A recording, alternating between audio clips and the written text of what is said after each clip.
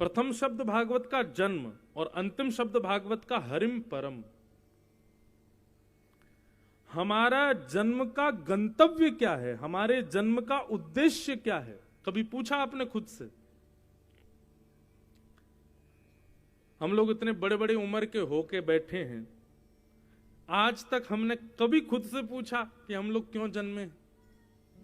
माता पिता ने हमको जन्म क्यों दिया? ऐशो आराम करो, धन कमाओ। कौन नहीं कमा रहा? सुत दारा और लक्ष्मी पापी के भी होए, पापी भी धन कमाता है। आप कहोगे माता पिता ने हमको जन्म इसलिए दिया। आप जो भी निकाल करके लाओगे वो सब सबने किया है, और आप नहीं करोगे तो क्या वो कार्य होगा? नहीं, कोई और करेगा। अपना उद्देश्य कभी पूछा हमने खुद से? कभी नहीं।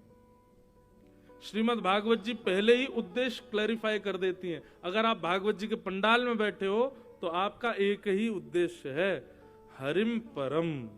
ये जन्म मिला है, इसका गंतव्य है, इसकी डेस्टिनेशन है हरिम परम, परम हरि के चरणारविंद। मृत्यु नहीं है हमारी गंतव्य, मृत्यु नहीं है हमारा गंतव्य। स्कूल जाने वाला बालक, उसका गंतव्य क्या है? छुट्टी कब होगी? ये कोई बात है? अरे वो पहले पीरियड से यही इंतजार कर रहा है कि कब घंटी बजे, कब घर जाऊं। तो ऐसा बालक कभी नहीं पढ़ पाएगा। बालक स्कूल जाए और उसका गंतव्य क्या होना चाहिए? विद्या अर्जन।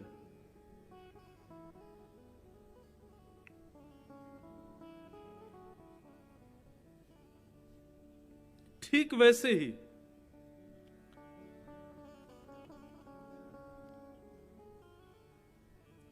स्कूल की घंटी बज जाए उससे पहले टिफिन पूरा करना है, नहीं तो घर जाके मां मारेगी, टिफिन नहीं खा के आया।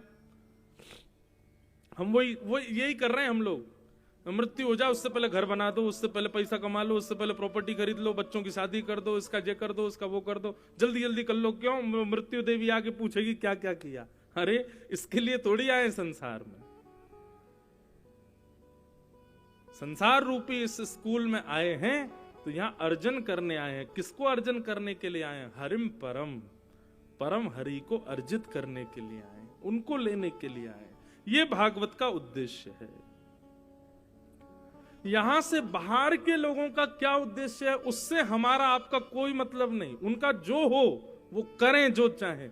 पर आप कथा में आए हो, इसका मतलब आप भक्त हो, आप वैष्णव हो, आपको ठाकुर जी की कथा से रुचि है, इसका मतलब आप ठाकुर जी के द्वारा चुने गए हो।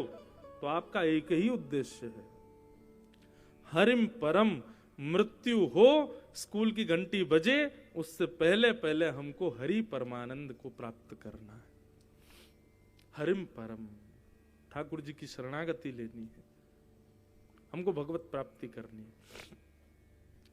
यही भागवत का उद्देश्य है। मैं कहा करता हूं कथा में कि श्रीमद् भागवत का पंडाल ये एक श्रृंगार घर है। श्रृंगार घर। यहां पर आने वाले आप सब लोगों का श्रृंगार किया जा रहा है, और श्रृंगार करता हम बैठे हैं, हमारे साथ गंधर्वजन बैठे हैं, ब्राह्मण देवता, सब श्रृंगार करता है। आप लोगों में से जो एकाग्र होकर के, श्रृंगार में भी तो एकाग्रता चाहिए ना। अब कोई काजल लगा रहा है आंख में और आप यूं यूं हिलते जा रहे हो तो वो फैल जाएगा, विचित्र लगोगे।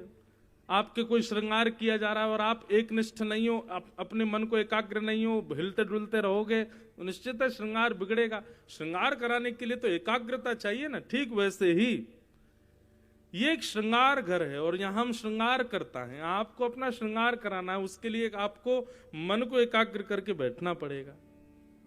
और जब भागवत के श्लोकों से, भागवत के भावों से हम आपका श्रृंगार करेंगे, आप सुंदर दिखोगे। तो जिस प्रकार श्रृंगार घर में जाने से आपका कोई निज व्यक्ति आपके रूप से प्रसन्न हो जाता, अरे वाह आज तो बड़े सुंदर लग रहे हो।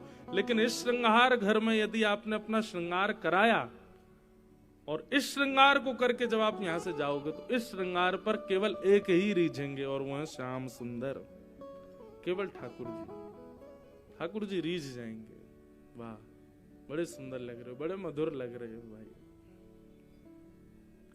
तो हम श्रृंगार कराने आए हैं।